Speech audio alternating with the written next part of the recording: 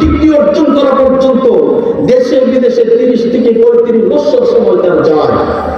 আপনারা বলেন তো দেখি, এত শিক্ষিত হওয়ার পরেও একটা ছেলে যদি আলাদাভাবে কোরআন শিক্ষা না করে, অন্য কোনো ধর্মীয় টিচার দিয়ে যদি শিক্ষা অর্জন না করে, কোরআন না শিখে, এই ছেলেটা সূরা ফাতিহা শুদ্ধভাবে পড়তে পারে না। কথা ঠিক না? ঠিক জোরে বলেন না? ঠিক বললাম না? ঠিক বললাম? এই ছেলেটা সূরা ফাতিহা শুদ্ধভাবে পড়তে পারে না। যে ছেলেটা 30 থেকে 35 বছর পর্যন্ত শিক্ষা অর্জন করলো, এই ছেলেটা সূরা ফাতিহা পড়তে পারে না।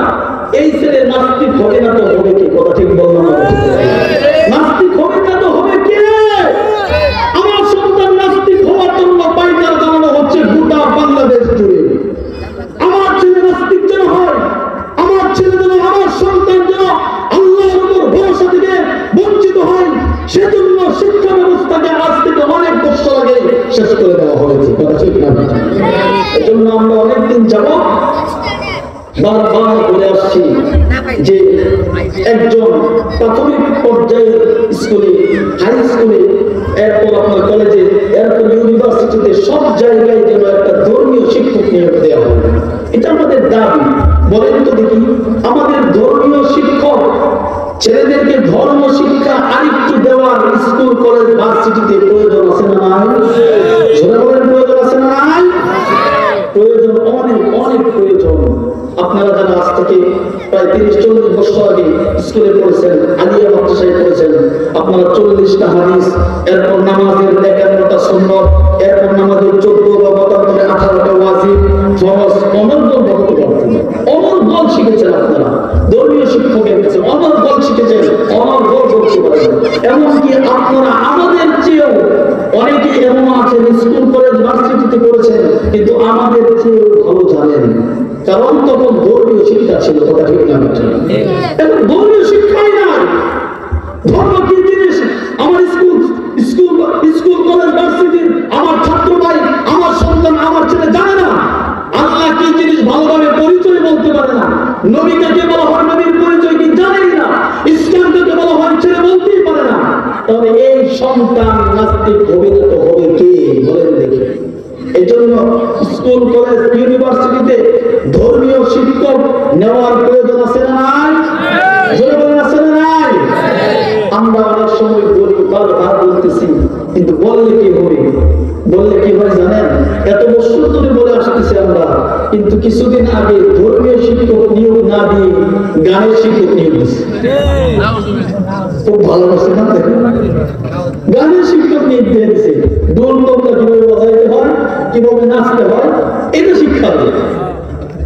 এই যে একটা পাইতারা, এই যে একটা ষড়যন্ত্র, এটা আমার বাংলার জমিনে কিছু মানুষ করতেছে। খুব ভালো করে মনে রাখতে হবে।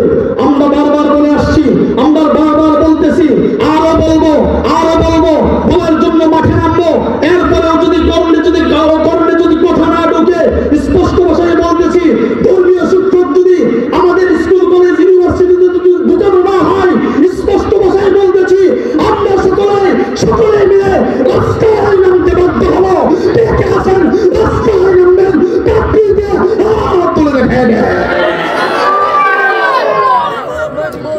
আল্লাহ আমাদের সবাইকে তৌফিক দান করে দেবেন। আমিন। দরকার আছে না? দরকার আছে।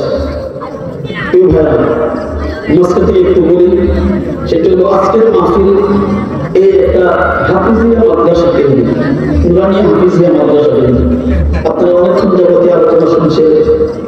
তো এটা একটা খরচ আছে, এটা ভ্রমণ করতে, এটাই করতে, এই উঠেন না, আপনাদের টাকা যাবো না, উঠেন না, বসেন। বললে যে আপনারা লাভে উঠে পারবেন এমনটি করে দেবেন। আপনারা যদি আপনাদের কাছে একটা আবদার আমি পেশ করতেই পারি, পারি কি পারি না? একটা আবদার আমি পেশ করতেই পারি। এতক্ষণ চাতক পাখির মতো আমার আলোচনা শুনতেছিলেন, এখন মাঝখান দিয়ে দুইটা কথা বলতেছি, এজন্য আপনাকে নারাজ হবে। আলোচনাগুলো আপনাদেরকে বুঝাই করতে পারছেন? আমার আলোচনাটা বুঝতেছেন আপনারা?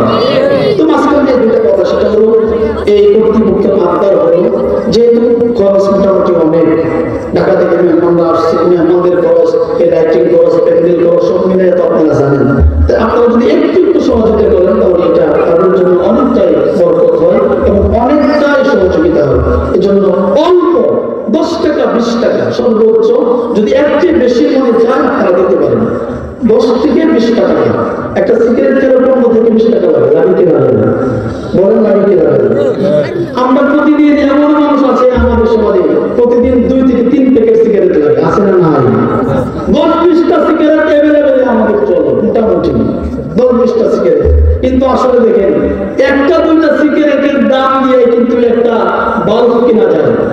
আমাদের শত শত বাড়ি, ঘরের ভিতরে বাড়ির ভিতরে লাইট আছে, কিন্তু বাড়ির যেটাকে বলা হয় গ্রামের পরিবেশে বাইরে বাড়ি যেটাকে বলা হয় রাস্তার পাশে বাড়ি, যদি একটা বাতি লাগিয়ে দেন ঘরের কোণা, রাস্তাটা আলোকিত হলো, মানুষ যাতায়াত করতে পারলো। শত শত ঘরের পাশ দিয়ে রাস্তা গেছে, কিন্তু দেখা যায় একটা বাড়িরও পাশে কোনো বাতি নাই। কারণ কি? একটা লাইট লাগাই আমার হয়তো বিল বেশি আসবে, এজন্য লাগাই না। কথা ঠিক না ঠিক? কিন্তু একটা বাতি যদি লাগিয়ে দেন তাহলে সবটাই জানিয়ে সব আপনি বলুন সুবহানাল্লাহ।